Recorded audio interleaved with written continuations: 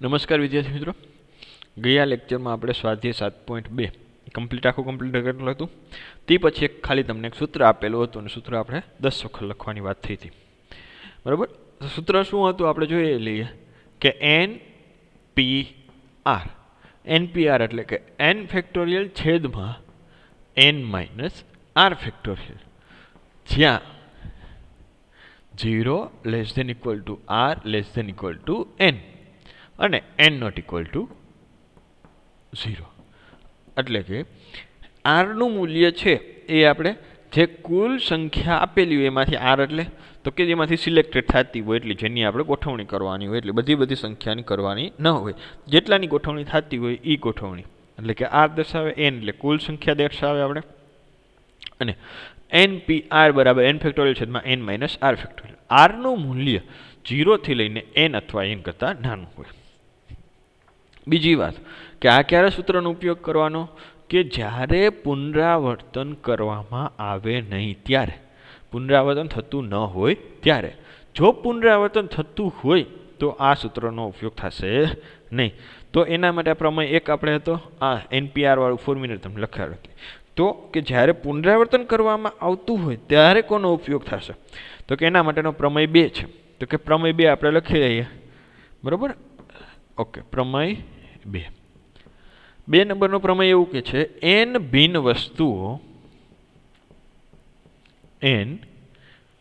વસ્તુઓમાંથી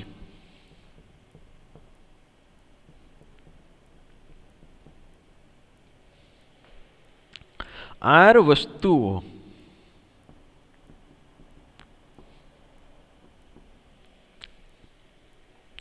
પુનરાવર્તન સહિત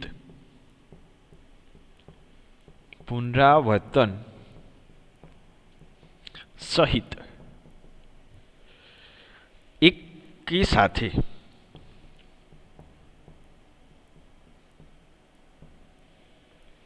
લેવામાં આવે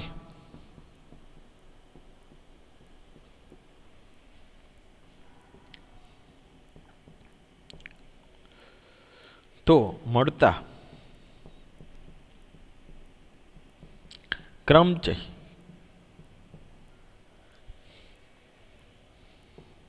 ની સંખ્યા n⁻r, એટલે કે n ની r ઘાત થશે.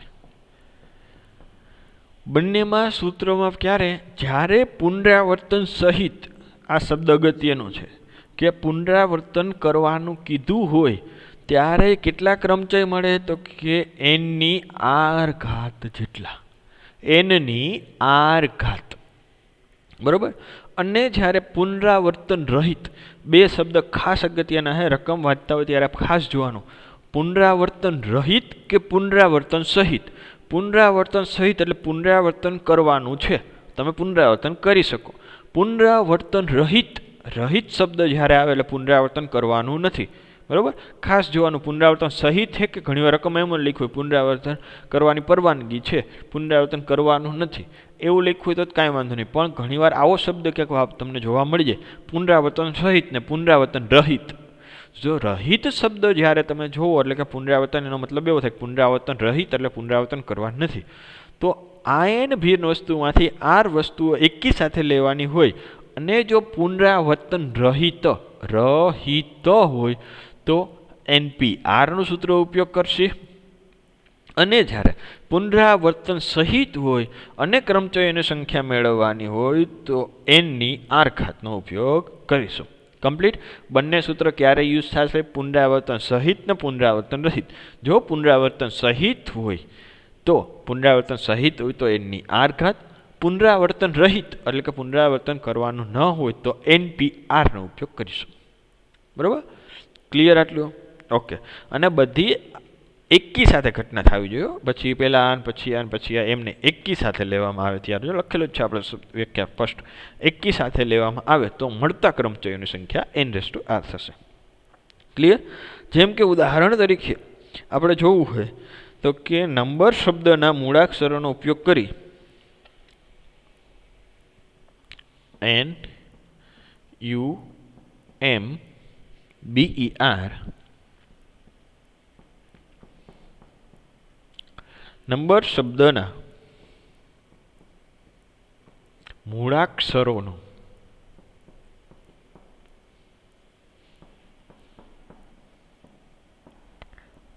ઉપયોગ કરી 3 અક્ષરોવાળા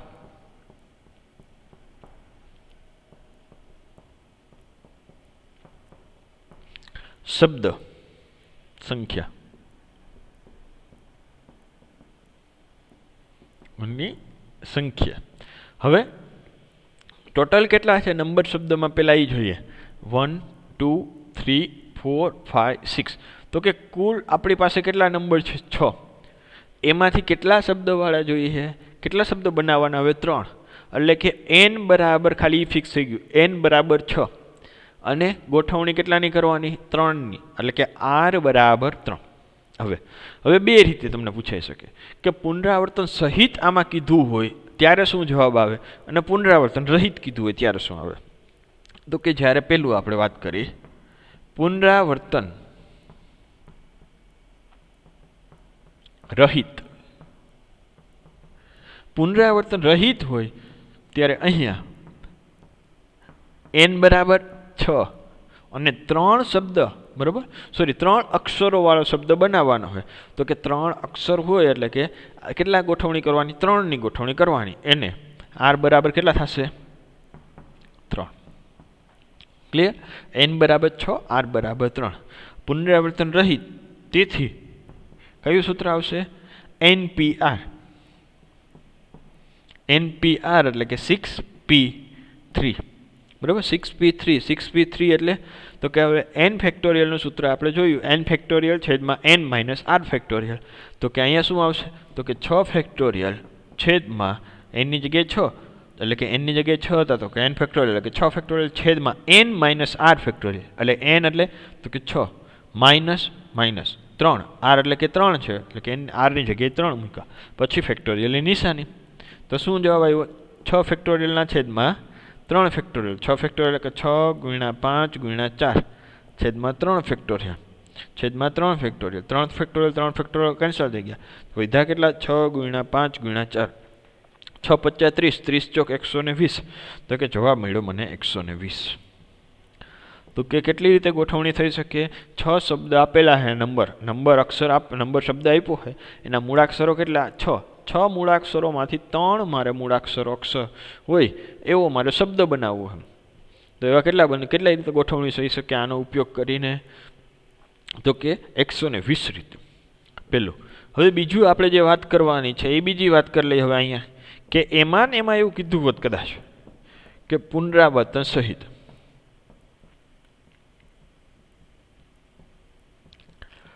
રહિત હતું અને અહીંયા પુનરાવર્તન સહિત. પુનરાવર્તન સહિત હોય એટલે કે તમે પુનરાવર્તન કરી શકો. બરાબર, તો શું આવે? તો કે અહીંયા n બરાબર, એ તો કિંમત તો n અને r ની જ રહેશે. તો કે અહીંયા n બરાબર 6 અને r બરાબર 3. તેથી હવે આપણે ખબર છે કે જ્યારે પુનરાવર્તન સહિત હોય તો કે n ની r પાવર બરાબર n, એટલે કે 6 ની 3 ઘાત. 6 ની 3 ઘાત એટલે કે 6 ગુણ્યા 6 ગુણ્યા 6. 6 નો ક્યુબ આપણે બધાને ખ્યાલ જ હોય, 6 નો ક્યુબ છે કેટલો? તો કે 216. તો કે જો પુનરાવર્તન સહિત એટલે પુનરાવર્તન કરવાની જો તમારી પાસે અનુમતિ હોય તો તમે કેટલા શબ્દ મેળવી શકો? 216 શબ્દ મેળવી શકો. અને જો તમે નંબર શબ્દના મૂળાક્ષરોનો ઉપયોગ કરીને 3 અક્ષરો શબ્દવાળા, બરાબર, 3 અક્ષરોવાળો જો શબ્દ બનાવવો હોય પુનરાવર્તન રહિત એટલે પુનરાવર્તન કરવાનું ન હોય તો 120 રીતે મેળવીશ, 120 શબ્દ બનાવી શકો. આ ક્લિયર? પુનરાવર્તન રહિત સહિતનો અને ક્યારેક કયું સૂત્ર વાપરવું? કમ્પ્લીટ? ઓકે. હવે તમે જોયું હશે આમાં તો કોકને એવો વિચાર આવે કે સાહેબ આપણે નંબર શબ્દ લીધો, કયો નંબર? તો નંબરના બધા મૂળાક્ષરો જો n, u, m, b, e ને r બધા કેવા છે? બધા અલગ છે. તો શું એવું કાંઈ હોઈ શકે? એવો કોઈ શબ્દ કે જેની અંદર રિપીટેશન થતો હોય, મતલબ હોય ને એવા બરાબર. ઘણા એવા શબ્દ હોય કે જેની અંદર મૂળાક્ષરોનું રિપીટેશન થતું હોય, એટલે કે એકને એક મૂળાક્ષર 2 વખત આવતો હોય. ફોર એક્ઝામ્પલ તરીકે આપણે વાત કરીએ તો કે રૂટ, ROOT, તો કે આ આપણી પાસે એક શબ્દ છે. તો કે આમાં જો કે ઓ મૂળાક્ષર એ 2 વખત આવે, તો હવે આની ગોઠવણી કરવાની વાત કરીએ તો કે હવે ઓ ઈની જ ઓ હે કે આગળ રાખી પાછળ રાખી કાંઈ ફેર પડે જ નહીં. ઓ તો ઈની છે, ઓનો આગળ રાખો પાછળ રાખો એ ગોઠવણી કરો. એટલે કે હું આને ROOT લખું કે ROOT લખું, તો ઓને ઓ ઈ તો ઈની જ છે, તો આમાં કેમ શું થાય? તો કે આવી રીતના જ્યારે પણ કોઈ પણ શબ્દની અંદર મૂળાક્ષરો હોય એ રિપીટેડ થતા હોય, એને એ મૂળાક્ષર 2 વાર આવતો હોય, બરાબર, તો શું કઈ રીતે કરવું? તો કે શું જેટલી સંખ્યા મળતી હોય એટલી જ મળે? નો જ મળે ને, ઓબ્વિયસલી છે. તો હું તમને એમ કહું કે હાલો મેં એક પહેલાં આ ઓ છે એ અહીંયા રહેતો, હવે તો કે ROOT, હવે મેં આ ઓ છે ને એ અહીંયા લખ્યો, કાંઈ ફેર નહીં, બંને એકને એક જ થયું. તો આ બંને એકને એક જ થાય, તો કઈ રીતે ગણવું, તો કઈ રીતે ગણતરી કરવી, એનો હવે આપણે અભ્યાસ કરીશું. હવે અત્યાર સુધી આપણે જોયું કે n ભિન્ન વસ્તુઓ, વ્યાખ્યામાં જ લખતા આપણે n ભિન્ન, દેખો ને n ભિન્ન વસ્તુઓમાંથી, એટલે કે જે આ પહેલી વસ્તુ એ બધી કેવી હોય? ભિન્ન હોય, એટલે કે અલગ અલગ હોય ત્યારે. એટલે કે અહીંયા નંબર શબ્દમાં 6 મૂળાક્ષરો અલગ અલગ હતા. અને હવે તો કે આપણે આની વાત કરવી છે હવે કે રૂટ શબ્દ છે, તો કે રૂટ શબ્દના બધા મૂળાક્ષરો અલગ નથી. તો આવું હોય ત્યારે કઈ રીતે ગણતરી કરવી એ આપણે અભ્યાસ કરીશું. તો ચાલો અભ્યાસ કરી, બરાબર. જ્યારે બધી થ્રેડિંગ આપી દઈ પહેલાં શું અભ્યાસ કરવાનો એ બધાને ખ્યાલ આવી ગયો કે જ્યારે બધી વસ્તુઓ ભિન્ન ન હોય ત્યારે ક્રમચયોની સંખ્યા, જ્યારે બધી વસ્તુઓ ભિન્ન ન હોય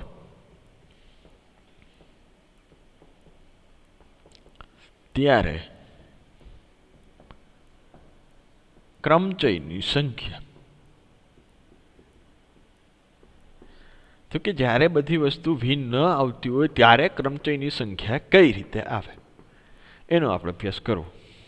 ઉદાહરણ તમને મેં આપ્યું કઈ રીતનું, બરાબર, રૂટ શબ્દની વાત કરવાની છે.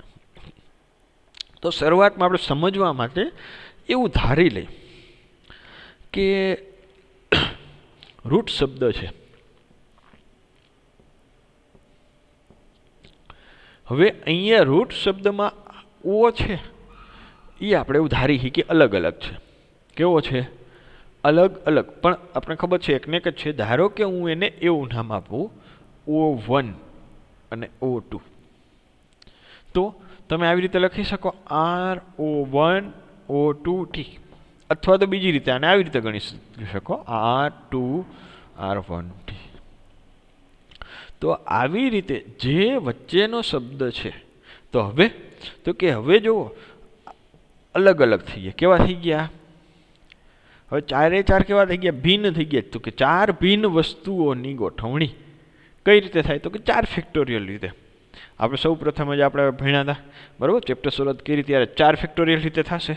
4 હવે ભિન્ન થઈ ગઈ તો 4 ફેક્ટોરિયલ.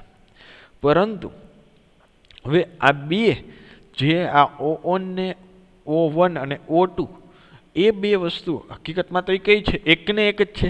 તો એવી એકને એક વાળી વસ્તુ કેટલી વખત રિપીટેડ થાય છે? તો O કેટલી વખત રિપીટ થાય? 2 વખત. તો છેદમાં જેટલી વખત રિપીટેડ થતી હોય એટલા ફેક્ટોરિયલ વડે ડિવાઈડ કરી નાખવાનું. તો કે કેટલા આવે? 4 ફેક્ટોરિયલ, એટલે કે 4 × 3 × 2 ફેક્ટોરિયલ છેદમાં 2 ફેક્ટોરિયલ. 2 ફેક્ટોરિયલ કેન્સલ થઈ ગયું, તો કે 4 × 3 બરાબર 12.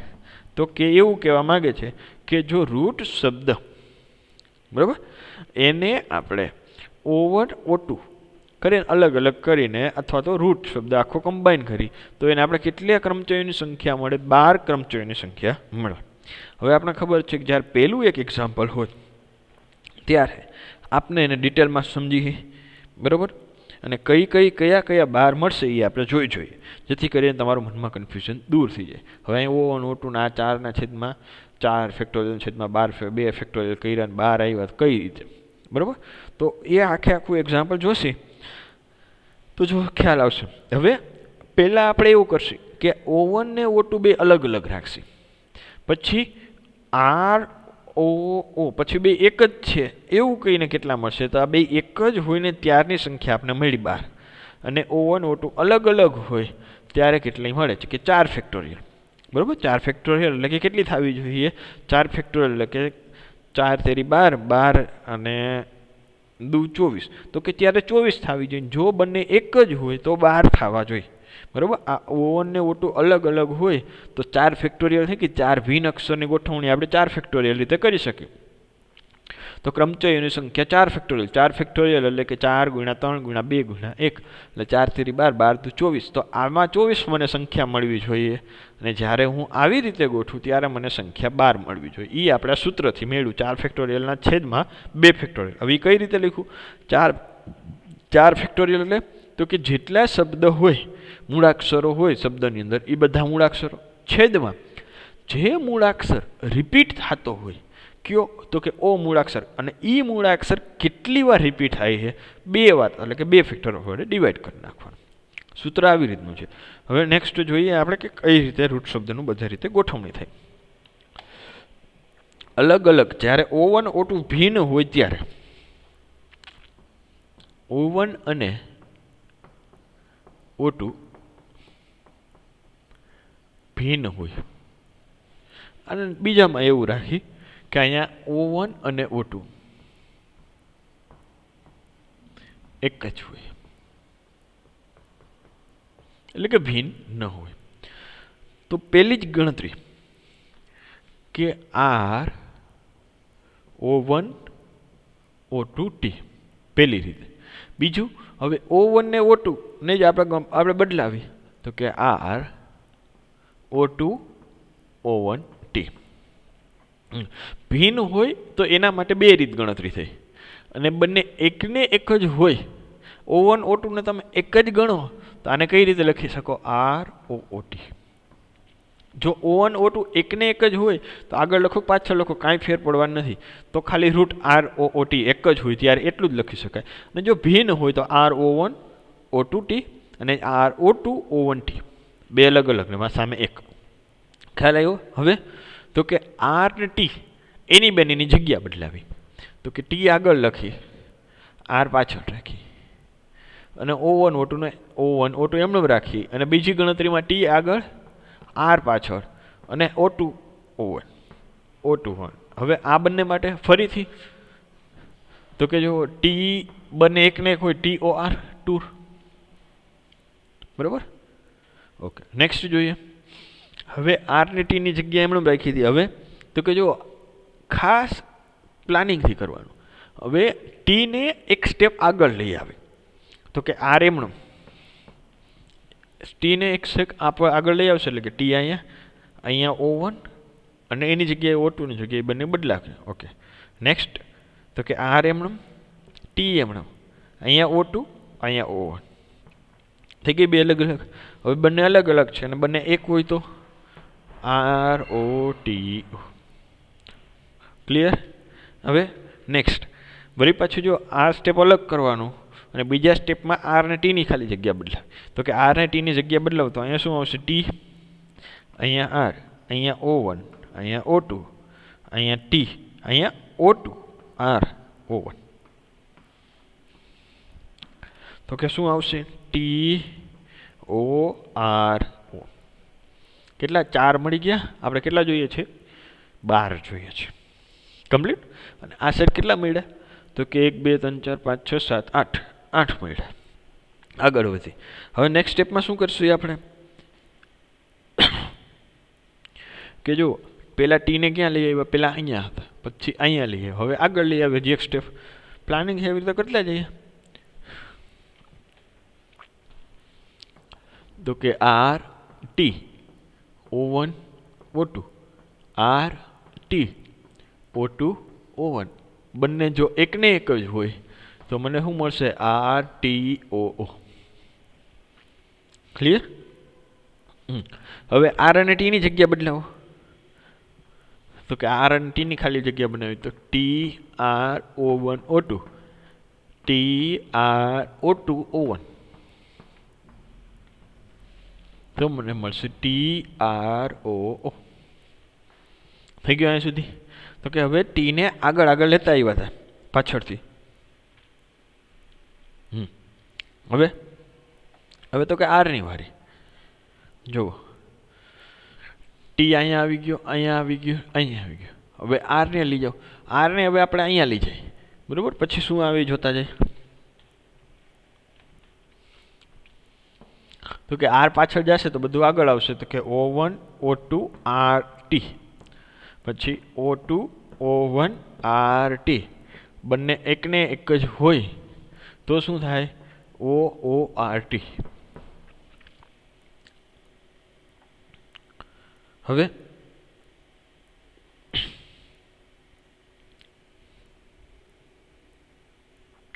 અહીંયા ને અહીંયા ટી ને આર ની જગ્યા બદલાવી. નેક્સ્ટ સ્ટેપ આપણે એમ જ કરીએ. તો કે O1 O2 એમણમ, ટી આર ની જગ્યા બદલાવો. તો કે અહીંયા O2 O1 ટી આર, બંને એકને એક જ હોય તો OOTR. ક્લિયર? નેક્સ્ટ હવે આર ક્યાં હતું? હાવ છેલ્લે હતું. હવે આગળ એક સ્ટેપ લઈ આવી. તો કે O1 R O2 T, પછી O2 R O1 T. જો બે એકને એક જ હોય તો OROT. ક્લિયર? ઓકે. હવે કઈ પોસિબલ બાકી રહી? ટી આગળ આવતો ગયો. હવે આર અને ટી વચ્ચે હોય એવી પોઝિશન એક બાકી છે, બરોબર. તો કે આર અને ટી ને વચ્ચે લઈ આવી. તો કે આર અને ટી ને વચ્ચે લઈ આવશે તો O1 R T O2, O2 R T O1. તો કે ORTO. પછી કઈ બાકી રહી? ટી બીજા સ્થાન ઉપર હોય અને આર છેલ્લા સ્થાન ઉપર હોય એવું બાકી છે ને. ઓકે, કેટલી થઈ ગઈ? એટલે 1 2 3 4 5 6 7 8 9 10 થઈ. તો કે ટી બીજા સ્થાન ઉપર, O1 T O R, છેલ્લે બાકી હતી ને અહીંયા O2, O2 T O1 R, OTOR 11. હવે એક બાકી છે આપણી પાસે.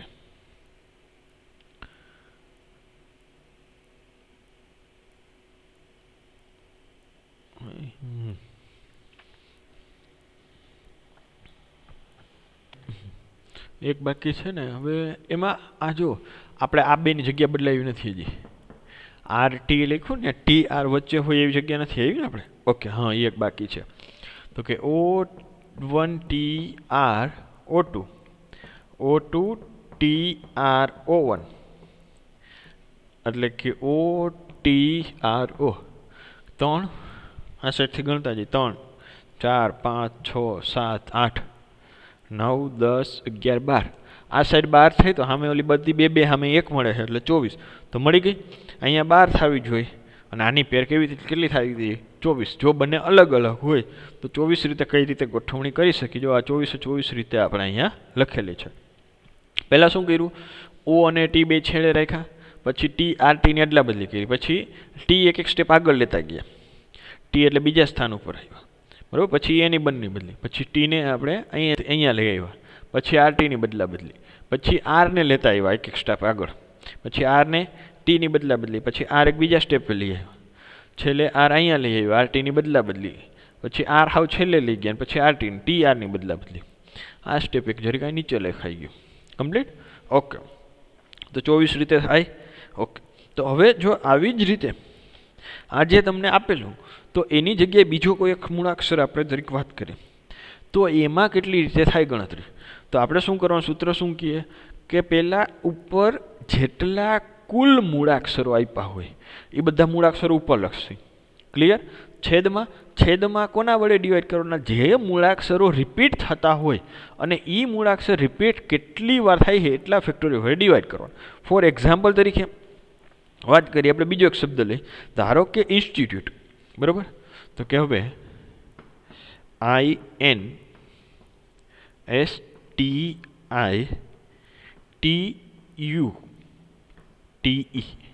હવે ઇન્સ્ટિટ્યૂટ શબ્દ છે તો ટોટલ કેટલા મૂળાક્ષર?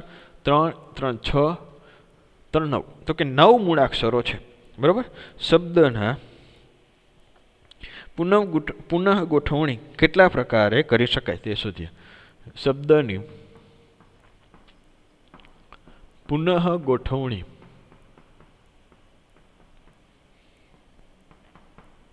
કેટલા પ્રકારે કરી શકાય. તો કે અહીંયા કુલ કેટલા મૂળાક્ષરો છે? કુલ 9 મૂળાક્ષરો છે.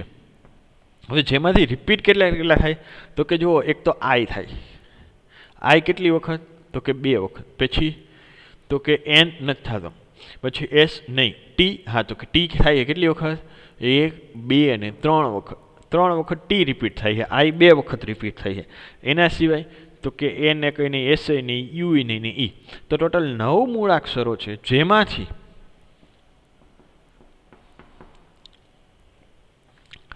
આઈ 2 વખત પુનરાવર્તન, જેમાંથી આઈનું 2 વખત પુનરાવર્તન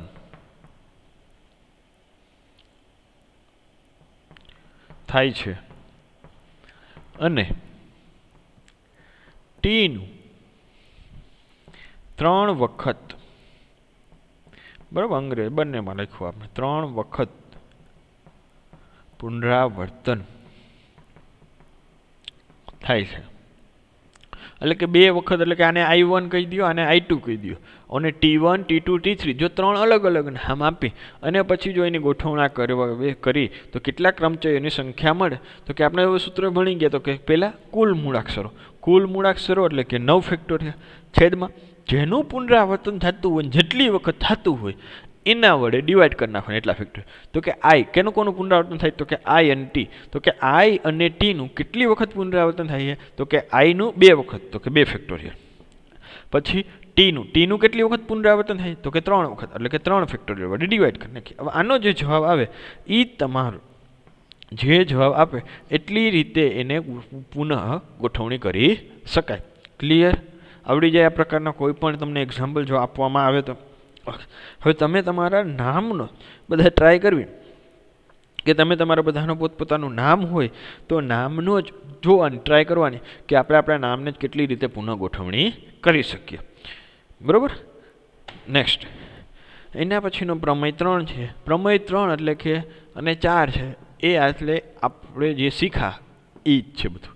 બરાબર. તો પ્રમેય 3 શું કહે છે? આપેલ n વસ્તુઓમાંથી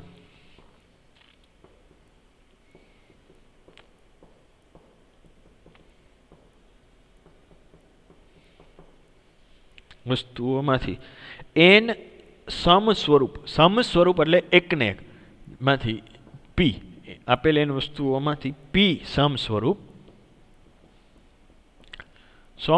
એટલે કે એકને એક દેખાતી હોય એવી સમસ્વરૂપ વસ્તુઓ હોય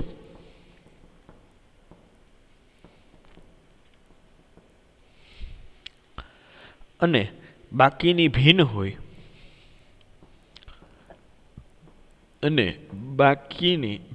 હોય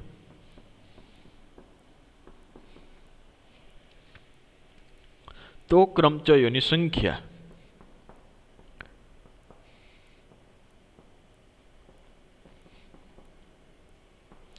n ફેક્ટોરિયલ છેદમાં p ફેક્ટોરિયલ થાય. કેટલી થાય? n ફેક્ટોરિયલના છેદમાં p ફેક્ટોરિયલ. n વસ્તુઓમાંથી p સમસ્વરૂપની ગોઠવણી કરવી જોઈએ ત્યારે. આ કેના માટે કે જ્યારે રૂટ શબ્દનો ROOT શબ્દની વાત કરતા ત્યારે કે n વસ્તુ એટલે કે કેટલી n એટલે કે 4 હતી, એમાંથી p સમસ્વરૂપ એટલે O 2 વખત રિપીટ થતો હતો. તો કે 4 ફેક્ટોરિયલ છેદમાં 2 ફેક્ટોરિયલ. હવે જ્યારે પ્રમેય 4 એવું કહે છે કે જો એક કરતાં વધારે એટલે કે જે આપણે હમણાં ભણ્યા ઇન્સ્ટિટ્યૂટ શબ્દનો એના માટેનો પ્રમેય નંબર 4 એવું કહે છે કે જો આપેલી n વસ્તુઓમાંથી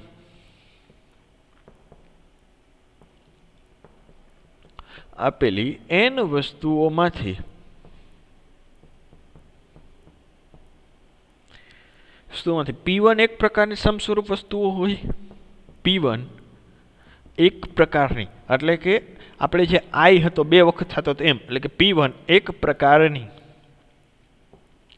સમસ્વરૂપ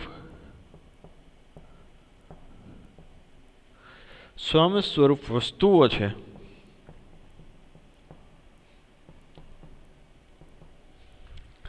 P2 બીજા પ્રકારની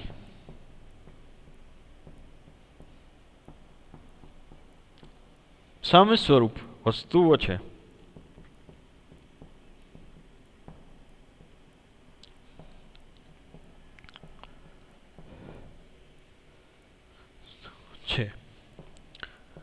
અને ઇન જનરલ આપણે કોઈ પણ વાત કરી ડોટ કોઈ પણ, ધારો કે આવી રીતે PK એ PK પ્રકારની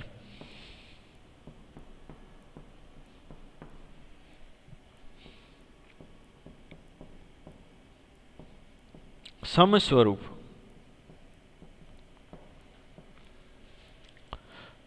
વસ્તુઓ છે અને બાકીની ભિન્ન છે.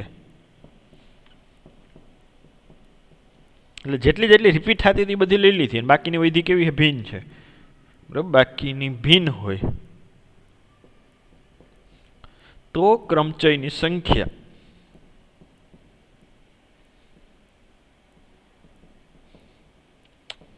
કેટલી થાય?